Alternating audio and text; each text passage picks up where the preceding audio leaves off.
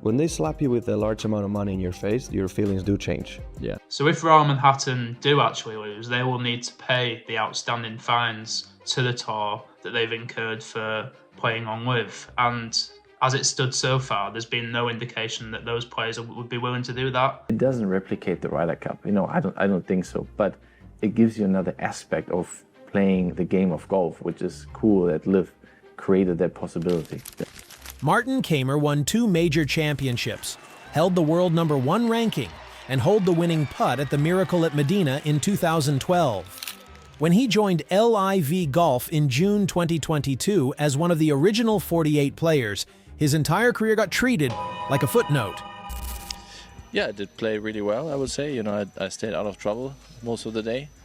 And I know the golf course very well. I've been coming here with the European Tour for many, many years. I practice here in the winter time, so it's a golf course that I really enjoy and I could play really any day. Jon Rahm joined 18 months later for a reported $600 million, keeping his sponsors, maintaining his European Tour status, and getting treated like royalty.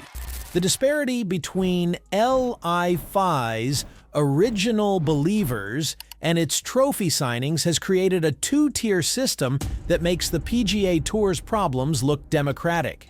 23 worldwide victories, 2-time major champion, PGA, the US Open, Ryder Cups. That putt was a dagger as an American. It was a dagger in the heart, that comeback, but incredible, the energy that you guys had. Kaymer's recent Golf Digest interview in December 2024 revealed the depth of resentment among original L.I.V. players. He talked about discovering who his real friends were after joining, how DP World Tour players treated him with open hostility, and how one board member aggressively confronted him at the BMW International in Germany. Two-faced, hypocritical, dishonest. 3 words that describe not Martin Kaymer, but a player Kaymer said was aggressive to him when he returned to play his home event on the DP World Tour after joining LIV in 2022. While Kaymer didn't name names directly, his situation represents every original player who took massive career risks for promises that evaporated once bigger names became available. The numbers tell the story that players can't discuss publicly due to non-disparagement clauses. You're entitled to your own opinion, and it's not my place to judge what you think and where you're coming from. Original L.I.V. players from June 2022 received contracts between $20 million and $200 million, according to multiple reports from Golf Digest, ESPN, and Sports Illustrated. Can you tell us how big the LIV contract was? It was good. It was good. 8 figures, 9 figures? It was 9. That's like $100 million or more. Yep. It was pretty good. Phil Mickelson got the biggest at $200 million. Dustin Johnson got $125 to $150 million. Brooks Koepka got $130 million. And players like Kaymer, Ian Poulter, and Lee Westwood got significantly less, though exact amounts remain unconfirmed. When does your deal with LIV expire, and have you thought it beyond what your professional life would be after your LIV career? Yeah, I think next year is when it ends. We're looking to negotiate end of this year, and I'm very excited. They see the value in me. I see the value in what they can provide. Rahm's December 2023 deal, reported by the Wall Street Journal at $450 to $600 million, dwarfs every original contract combined if you exclude Mickelson and Johnson. The Spanish star waited until L.I.V. had weathered the initial storm, fought the legal battles, and established its calendar. But some people don't know that the only reason Rahm and Hatton could play at Bethpage in the first place was because of a loophole that allowed them to appeal the fines that the DP World Tour had given them for playing in different LIV Golf events. He signed after the PGA Tour and Saudi PIF announced their framework agreement in June 2023, essentially removing the risk that crushed original players. The punishment original players faced was immediate and brutal.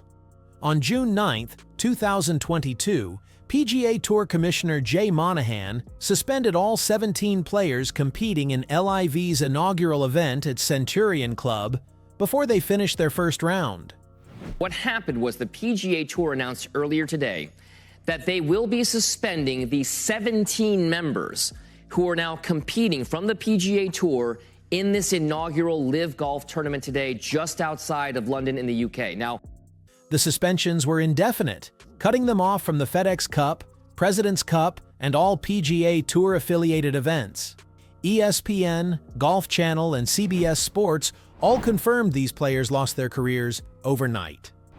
European Tour suspensions followed immediately. Players like Kaymer, Poulter, Westwood, and Sergio Garcia got banned from the tour where they'd built their legacies. The Ryder Cup, the pinnacle of European golf, became permanently off-limits.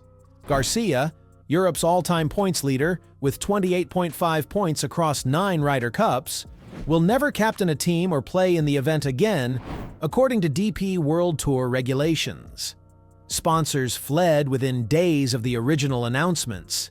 Mickelson lost Workday, KPMG, Amstel Light, and Callaway, costing him tens of millions in annual endorsements, according to Forbes. Dustin Johnson lost RBC, despite being their flagship athlete. Every original player faced similar sponsor exits, with equipment deals, apparel contracts, and corporate partnerships evaporating. Rahm kept everything when he made his move. Callaway announced they'd continue supporting him, as reported by multiple outlets, including Golf Digest and Sports Illustrated. His other sponsors stayed loyal. You're never going to have an investor like our investor who's been so passionate about the game of golf. He negotiated exemptions in his L.I.V. contract that original players never received. The ability to miss events for personal reasons while still getting paid, according to leaked details reported by Sports Business Journal. The European Tour created special accommodations for Rahm that didn't exist for original defectors. By paying fines and meeting minimum tournament requirements, Rahm maintained his DP World Tour membership as reported by The Telegraph and Golf Monthly. He played in the 2023 Ryder Cup in Rome 3 months after announcing his L.I.V. move. Original players who asked for the same treatment got told their memberships were permanently terminated. Tyrrell Hatton followed Rahm's blueprint when he joined L.I.V. in January 2024. The Englishman kept his European Tour status through the same fine system, maintained his sponsors, and preserved his Ryder Cup eligibility. Meanwhile, Poulter and Westwood, who mentored Hatton through his career, remain banned from every European Tour property and event. Team ownership reveals another layer of the disparity.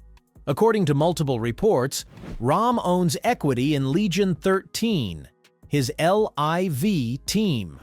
If the league succeeds long-term, that stake could be worth hundreds of millions beyond his guarantee. Original players signed as employees with no ownership stakes, no franchise rights, and no upside beyond their contracted amounts. L.I.V.'s marketing spend shows where priorities shifted. Social media tracking reported by industry analysts shows Rahm content appearing at 3 times the rate of original players. Where you were saying a $400 million contract, your life wouldn't really materially change. I try not to be a materialistic person, but I do owe it to my family as well to set them up for success as best I can. Billboard campaigns in major markets feature Rahm and recent signees prominently, while original players appear in background shots. The league that promised equal treatment operates like any other sports entity. The biggest contracts get the biggest push. Performance bonuses in newer contracts eclipse what original players can earn. Reports suggest Rahm can make up to $50 million annually in bonuses on top of his guarantee through acceleration clauses tied to finishes and team performance. Original players' bonuses max out at a fraction of that, with most earning only their base guarantee divided by contract years. The schedule itself bent to accommodate Rahm. L.I.V. added a Spanish event in Andalusia after he joined, giving him a home tournament with 15,000 fans per day, the league's best attendance outside Adelaide, according to L.I.V. Communications. Original players competed at Pumpkin Ridge in Oregon, where protesters outnumbered spectators, building the foundation for Rahm's heroes' welcome.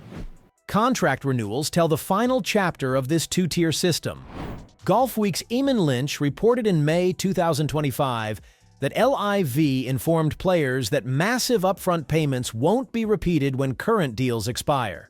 Johnson, Koepka, and DeChambeau face 2025 to 2026 expirations with no comparable offers coming. How much I've been fined? Yeah. I think you'd actually be shocked. 100,000. Mate, you are not even close. The well's dry for everyone except Rahm, who locked in his generational wealth with perfect timing. Greg Norman recruited the original 48 with promises of revolutionary change and equal treatment.